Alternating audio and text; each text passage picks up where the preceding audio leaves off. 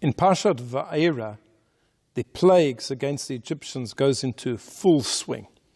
First, there is the plague of blood, where the brothers Moshe and Aaron transform the river Nile, and in fact, all of the sources of water in Egypt into blood.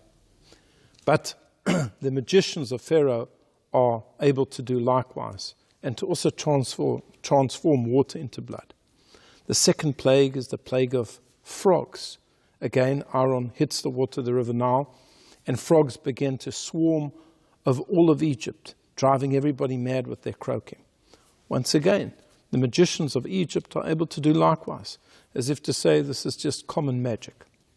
The third plague is the plague of kinim, lice, where Aaron hits the sand, the dust of Egypt, and it starts to transform into lice. And this spreads over all of the Egyptians, and they're scratching and itching, and it's so uncomfortable for at least a week.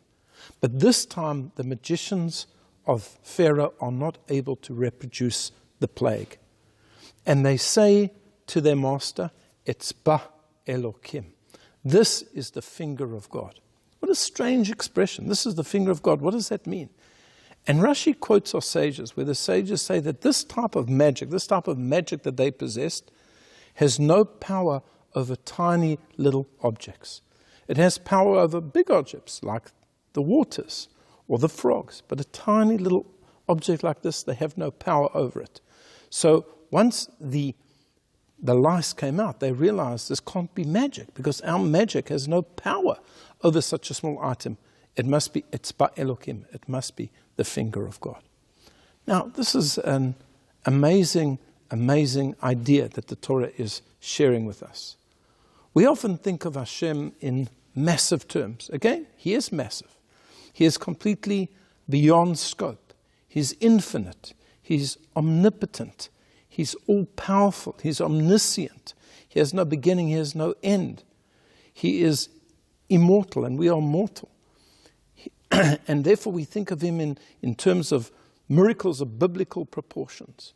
But here the Torah is telling us that Hashem is even in the tiniest little details. There's a fascinating story in the Talmud of how, after Titus destroyed the second temple, he was on a ship back to Rome, and suddenly Hashem brought a storm, threatening the ship.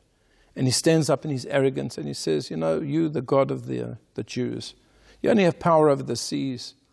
You caused the waters of the Red Sea to wash away and to drown the Egyptians. Come and make war with me on dry land. And at that point Hashem said, okay, that's fine.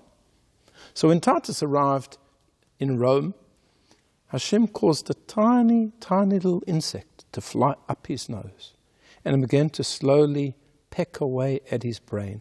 And this caused him untold suffering and headaches until eventually he died. And they opened his head, and they found this insect had transformed into something the size of a bird.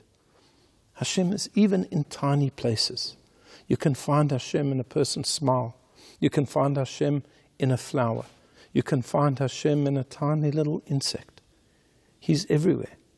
Not only in the big things, not only in the impressive sunsets and the mountains and the rivers and the seas and the oceans, but in each and every place, in each tiny little word of the Torah. Consider the fact that if one letter from the Torah is missing, it's not kosher.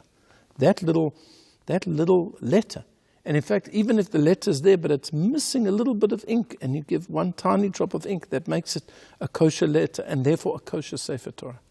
Hashem is with us in the big parts of our life, and in the small parts of our life. Etzba Elokim. This is the finger of God. I wish you a Shabbat Shalom.